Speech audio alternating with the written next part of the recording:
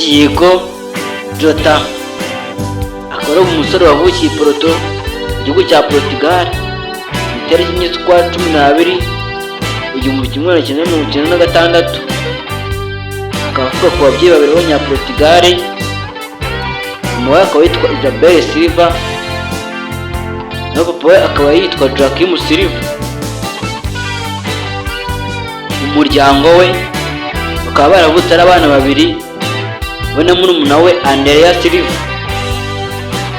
Diego Jota yakuriye mu muryango woroheje, ariko kandi uwo muryango ukaba warafashaga abana babo ukabonera iby'ingenzi bakeneraga mu buzima bwabo bwa buri munsi.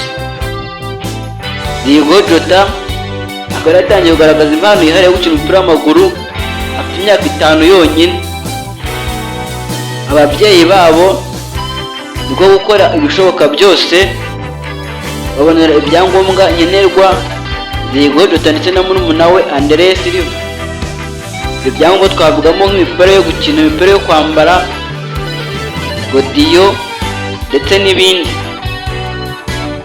Diego Jota yahwemye no gucibwa intege n'abantu benshi bagiye batandukanye, harimo abo yitaga inshuti ze, abaturanyi we ndetse n'abandi.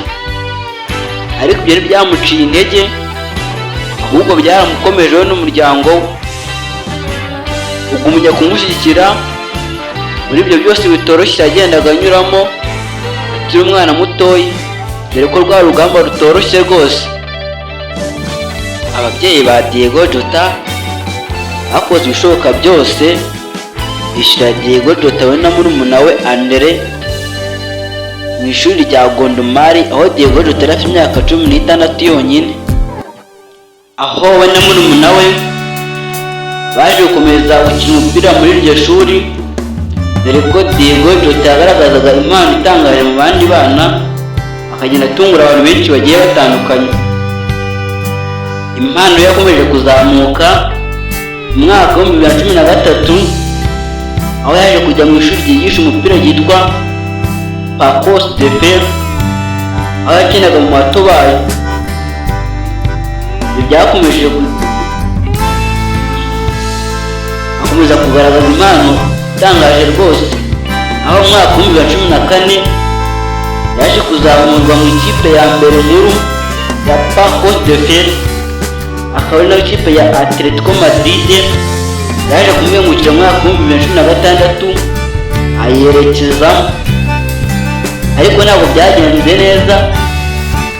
Nibwo kugaruka mu gihugu cya Portugal mu mwaka wa 2016 mu ikipe ya Porto, aho yaje kwigaragariza bikomeye, aba umukinnyi w'agatangaza, aho ikipe ya Wolverhampton Wanderers yamukubitaga amaso ikamubenguka, aho ikipe yakiraga mu cyiciro cya kabiri mu gihugu cy'Ubwongereza, aho yaje kugura n'umukinnyi Diego Jota mu mwaka wa 2017, aho yaje kwifasha ibintu byinshi bigiye bitandukanye, aho yaje gufasha kujya mu cyiciro cya mbere cyo mu Bwongereza Premier League.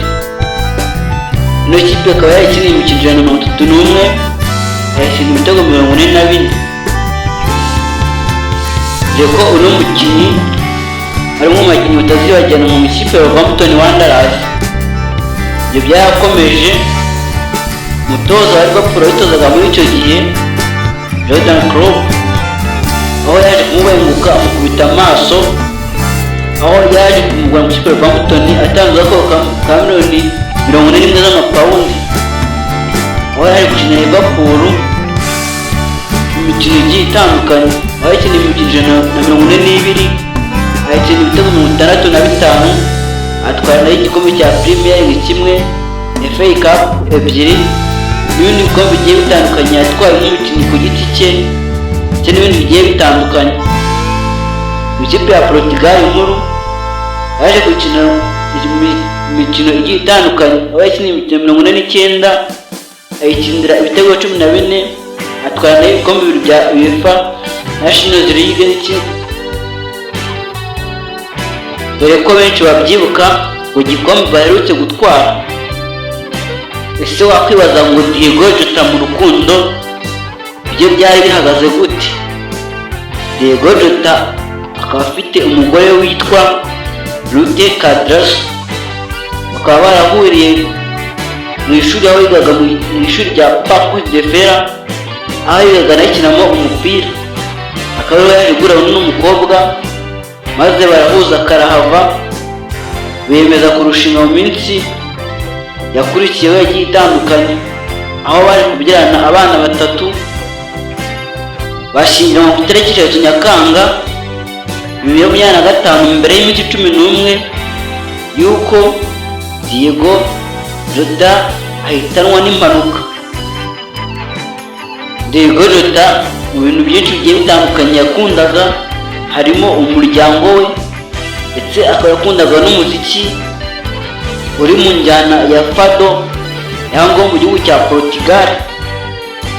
Bikaba bivuga ko umufasha wa Diego Jota akaba yararetse akazi yari asanzwe akora k'ubuganga ku buzima bw'imyororokere, maze akaza kwita ku muryango we urimo abana bari bafitanye. Tubibutsa ko Diego Jota imikino yose yakinnye akaba yakinnye imikino 438, atsindamo ibitego 149, akaba yatwayemo ibikombe 7 muri kariyeri.